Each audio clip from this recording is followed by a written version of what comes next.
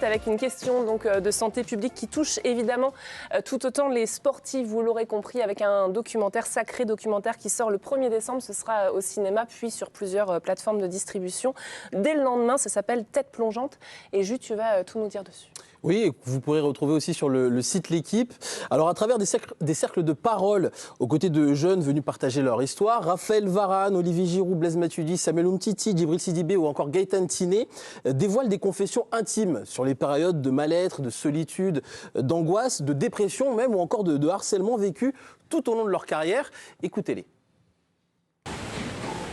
Moi, je me souviens, il y a une période qui était assez folle dans ma carrière, c'est quand je quitte la France, je vais en Espagne à 18 ans. Donc à la fois, je vivais le rêve au niveau professionnel et à la fois au niveau personnel, j'étais pas bien, j'étais en dépression. Oui, mentalement, ça n'a pas toujours été rose. Ouais, ça m'avait fait souffrir. En fonction de son parcours de vie, on n'est pas tous égaux face aux aléas de la vie, aux difficultés rencontrées, et certains peuvent développer des troubles psychopathologiques. Les maladies mentales sont des maladies comme les autres. Tôt, j'ai compris que ce que je vivais, c'était pas normal. Pour moi, si tu vas très très haut dans ta capacité d'encaisser, au moment où ça tombe, tu descends très très très bas. C'était tout noir.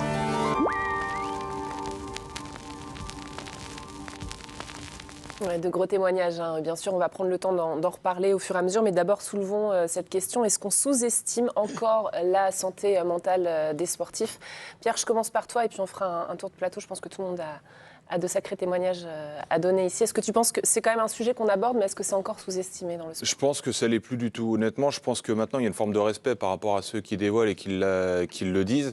Maintenant, je pense qu'il est très difficile pour un sportif. Enfin, moi, je pense que je l'ai eu aussi pendant ma carrière, mais je pense qu'on s'en rend compte après, en fait. C'est impossible pour moi de se rendre compte qu'on est dedans quand on est vraiment en train de jouer, parce qu'on a la... Alors, c'est aussi une chance de pouvoir se remettre tout à zéro quasiment à chaque match. Des fois, il y a des périodes qui sont un peu plus longues. Moi, ça m'est arrivé, par exemple, quand j'étais à la cave dans certains clubs ou dans un loft, de le vivre très mal aussi. Il y a des moments où, parce qu'au niveau de ma famille, il y avait des soucis, donc ça n'allait pas aussi sur le terrain. Ça peut arriver, mais je pense vraiment que le mot dépression, en fait, on s'en rend pas compte en cours de carrière. Parce que ça a trop été dans nos têtes en disant il faut qu'on soit fort, il faut qu'on se relève, il ne faut pas que ça se voit aussi par rapport au vestiaire, parce que tu restes dans un club où il y a de la concurrence constamment. Donc je ne suis pas convaincu que tu puisses te rendre compte quand tu es joueur. Par contre, quand tu rembobines et que tu vois toute la cassette de tout ce qui s'est passé, là tu dis ah mais à ce moment-là en fait là j'étais vraiment dans le dur, c'est ça la dépression, et tu te rends compte après. Et je pense qu'il est très très très très difficile de s'en rendre compte. Mais pour moi, on ne le sous-estime plus du tout, et je pense qu'il y a même une forme de respect pour ceux qui en sont conscients. Pour préparer cette thématique, justement, notre journaliste Maxime Montieu a contacté Pierre Gauthier, qui est coach mental pour athlètes professionnels. Pour lui, le sportif est souvent seul dans sa bulle durant sa carrière. Écoutez-le. Le sportif, il se débrouille un petit peu tout seul là-dedans, quoi. Hein. C'est-à-dire que,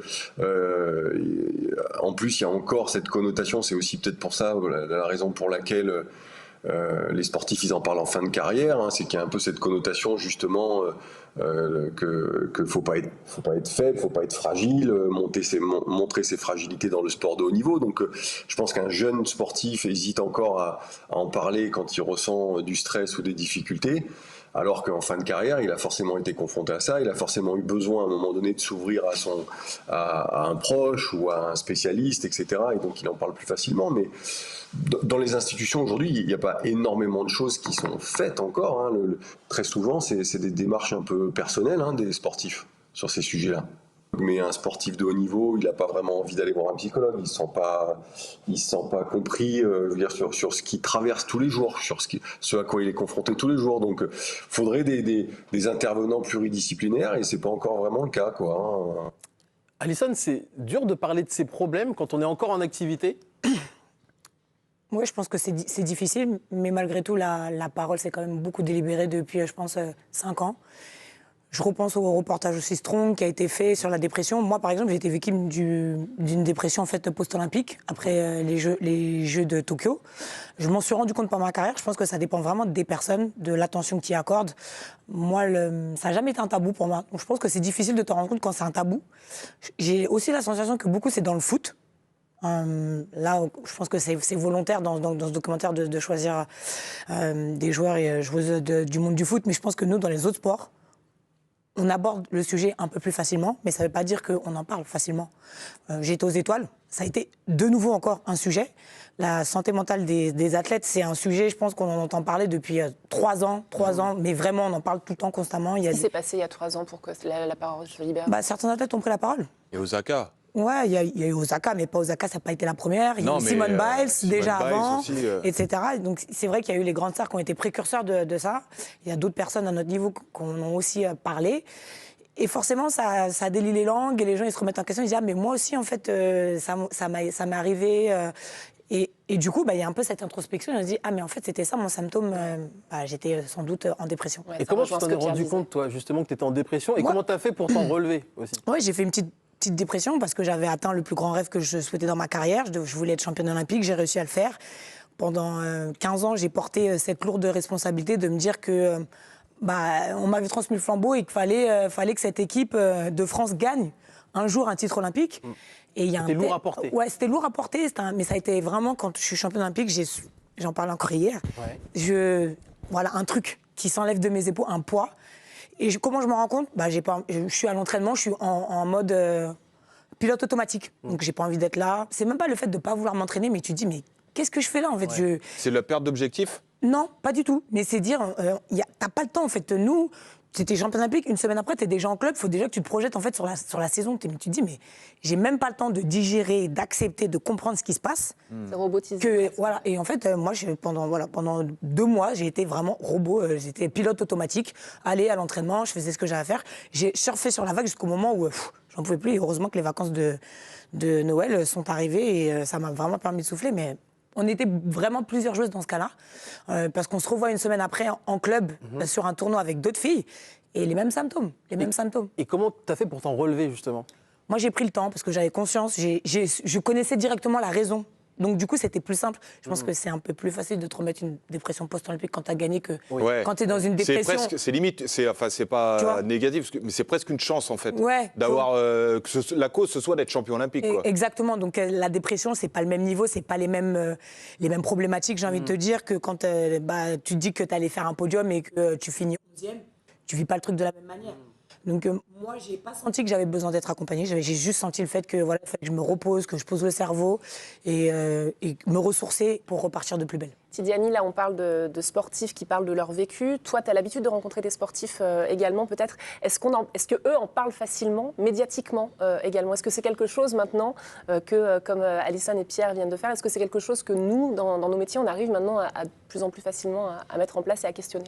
Oui, on le voit aujourd'hui, c'est quand même un sujet qui s'impose de plus en plus facilement dans le débat public. C'est quelque chose qui crée beaucoup moins de crispation et de complexe qu'à une certaine époque où, on peut le dire, c'était tabou, c'était vécu comme une sorte de presque d'aveu de faiblesse de la part de sportifs de très haut niveau, de parler de ce qui les rend en fait vulnérables, parce que le sport de très haut niveau, avec tout ce que ça a d'impitoyable, c'est ne pas montrer ses faiblesses. Donc à partir du moment où on laisse entrevoir une faille psychologique, déjà on donne presque quelque chose à manger, que ce soit à l'adversaire ou au concurrent. Et en fait, moi, dans ce débat, et ce que je trouve très intéressant, c'est qu'en fait, il n'y a pas de réalité absolue. Parce que vous viviez, que vous pratiquiez un sport individuel ou collectif, ça n'est pas la même réalité. Quand vous êtes dans un sport collectif, vous êtes dans une structure, vous pouvez avoir aujourd'hui, comme dans un club de foot, une cellule psychologique ou un psychologue qui est dédié, et là, vous avez une prise en charge au-dessus de vous. Quand vous êtes dans un sport individuel, je prends l'exemple du tennis, c'est vous qui faites votre team, c'est vous qui décidez ou pas d'intégrer la dimension psychologique dans votre team. Donc, tout ça, évidemment, c'est très, très important. Mais Pierre a aussi fait une nuance, c'est que pour moi, il y a deux types de facteurs qui conditionnent la santé mentale. Il y a le facteur de performance, c'est-à-dire c'est vous, votre objectif et comment vous gérez la concurrence. Et après, il y a les facteurs qui sont plus sociaux. Donc c'est en gros comment l'extérieur va juger votre performance et va ensuite conditionner votre ressenti. Et il y en a un sur lequel vous avez de la prise. Comment vous gérez votre rapport à la performance dans votre quotidien, dans la pression que vous vous mettez pour être le meilleur, pour ne pas être battu par votre collègue. Par contre, ce qui est à l'extérieur, ça, vous ne pouvez pas le gérer. La pression des réseaux sociaux, la pression populaire, la pression de la presse. Donc, il y a plein de sujets et certains sont peut-être plus faciles à démêler que d'autres. Juste pour accompagner ce que dit Tidiane, en fait, je pense que c'est vraiment la personnalité qui fait le reste. Enfin, moi, j'ai jamais eu vraiment besoin de me confier à mes parents ou à quelqu'un. J'ai souvent fait les choses aussi tout seul, mais je perdais un match au bout de 20 minutes. En fait, j'étais déjà passé à autre chose. J'avais une faculté, et j'ai toujours cette faculté, à enchaîner tout de suite et puis à faire ce qui est fait. En fait, on passe à autre chose. Et ça reste une chance. Je ne sais pas si c'est le fait d'être très léger et d'être simple et de ne pas s'embêter avec ça. Mais je me suis rendu compte avec l'expérience de ma vie que ne pas ressasser et pas rester bloqué et en fait prendre un peu tout à la légère, des fois ça fait du bien. Il n'y a pas besoin d'essayer de refaire les matchs. Moi j'en voyais des gens, pendant qu'ils rataient un match, pendant 3 semaines, après on ne les voyait plus parce qu'ils étaient dedans. Moi j'avais déjà oublié ce que j'avais fait 2 jours et c'est une chance. Tout le monde n'est pas comme ça. Donc, la façon de la digérer, la façon d'adapter sa personnalité dans un vestiaire et par rapport au monde extérieur, les réseaux sociaux, c'est pareil. Enfin, moi, je me fais insulter depuis que j'ai 13 ans. Donc maintenant, oui, évidemment, je m'en fous, quoi. Et j'ai de la chance. Pas de me faire insulter, hein, mais depuis 13 ans, c'est quand même super jeune. Hein. Super. Bah ouais, mais quand tu pars à 13 piges et que tu joues, en fait, dans les centres de formation, les centres, c'est pareil, mais tu pars jeune, t'as les fous sur les terrains, les parents qui sont quasiment à la masse et qui commencent à t'insulter alors que tu as 13 ans et demi et tu joues dans un derby. Au bout d'un moment, quand tu arrives à 15 ans, 16 ans, tu dis ouais. Bon. Au bout d'un moment, tu comprends que en fait, tu n'as pas de prise là-dessus. Non. À part à espérer qu'au niveau sociétal, il y ait une prise de conscience et que les mentalités changent. Tu peux pas expliquer. Mais ça, on sait que c'est quelque chose qui se fait avec de l'éducation, de la prévention et qui se fera sur le temps long. Par contre, ce que toi, tu peux gérer en tant que sportif de haut niveau, c'est ce que je disais, c'est ta relation avec la performance. Et moi, il y a un là où tu es maître du truc, en fait. Oui, parce que c'est quelque chose sur laquelle tu peux avoir du contrôle. Et moi, j'aimerais vous entendre tous les deux, puisque vous avez été sportif de haut niveau. Moi, j'ai l'impression que c'est un milieu où on est tellement concentré sur la perf qu'on ne vous prépare peut-être pas assez à l'échec. Comme si, en fait, l'échec, c'était presque déjà une façon envisager l'échec, c'est presque déjà faire en sorte qu'il peut avoir lieu, quoi. Est-ce que ça aussi, c'est peut-être un paramètre sur lequel on ne peut pas progresser dans des structures professionnelles, de dire, c'est possible qu'on n'y arrive pas, quoi. Je pense que oui, c'est difficile. Il y a à Lens, je crois que c'est à Lens qu'il y a une sophrologue qui est là. Enfin, c'est toujours pareil, c'est l'histoire d'aborder justement. C'est comme moi, je prends souvent l'image d'un penalty où tu y vas en disant faut pas que je rate et tu y vas en disant si je marque on gagne. Tu vois, il y a plein de clés différentes en fait pour essayer d'aborder en fait une épreuve d'une manière. Maintenant, l'échec, nous on nous apprend à la haïr et c'est bien. Je pense que c'est bien. Là où il y a un travail à faire, c'est dans ces moments noirs, c'est justement de se dire qu'en fait cet échec-là ne détermine pas le reste de ta vie. Et c'est là la difficulté justement. Je sais pas comment toi, Alison, tu le perçois, mais c'est pas facile d'avoir ce recul-là. Puisque par exemple, tu prends un jeune, je sais pas, de 17 ans qui est en centre de formation, lui, il peut pas envisager l'échec parce qu'il sait que s'il échoue, la responsabilité qu'il a peut-être par rapport à sa famille, l'aspect financier, par rapport à sa carrière, de te dire que parfois l'impulsion, elle se fait justement à ce moment-là et que si tu prends pas le train au bon moment, c'est là où peut-être que tu vas jamais le récupérer. Et c'est là où la confiance en soi marche. Si, admettons, Alison fait son premier match et elle passe à côté, elle ne va pas mettre toute sa compétition de côté parce qu'elle a raté ce premier match. Je prends ça comme exemple. Mais oui, mais complètement. Je veux dire, l'échec, c'est pas qu'on nous apprend à le haïr, mais on sait tous très bien qu'à un moment donné, il faut de l'échec pour pouvoir grandir, pour pouvoir évoluer, pour se remettre aussi en question. Donc, je ne sais pas s'il y a vraiment quelque chose à faire à ce niveau-là, mais c'est clair que tu as des ambitions et qu'à un moment donné, l'échec, tu veux l'éviter au maximum. Mais je veux dire, dans toute carrière, il y a des échecs. Moi, ce que je dis toujours aux jeunes, c'est contrôler ce que vous pouvez contrôler. Parce que finalement, en fait, le reste, la vie des gens, ce qu'ils pensent, ça, finalement, c'est parasite. Donc, se concentrer, en fait, finalement, sur ce qu'on est capable de faire, sur ce qu'on peut contrôler autour de nous et de ce qu'on peut intégrer, ça, c'est le plus important. Et finalement, c'est ce qui t'éloigne un petit peu ou c'est ce qui permet d'avoir de la distance, moi, je trouve, avec l'extérieur, avec l'échec. Et comme disait Boupsi, c'est que rapidement, ça te permet finalement tu move on, quoi, direct, tu passes à autre chose. Moi, quand j'étais jeune, j'haïssais la défaite, mais je ressassais. Je ressassais, des fois, j'étais fâchée pendant 1 nuit, 2 jours, 3 jours.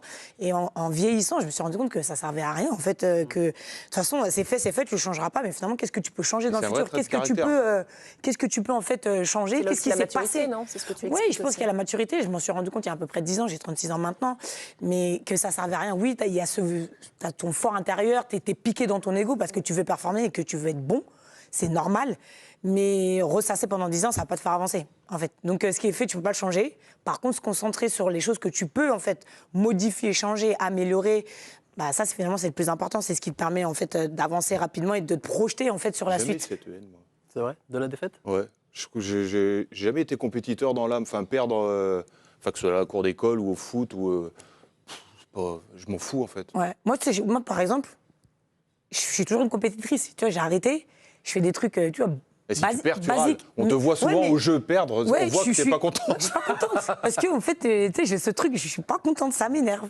Et ça donne quoi pendant les tirs au but de l'équipe de choc, par exemple? Elle est souvent pas contente. Ouh là là. Restez jusqu'à la fin de l'émission.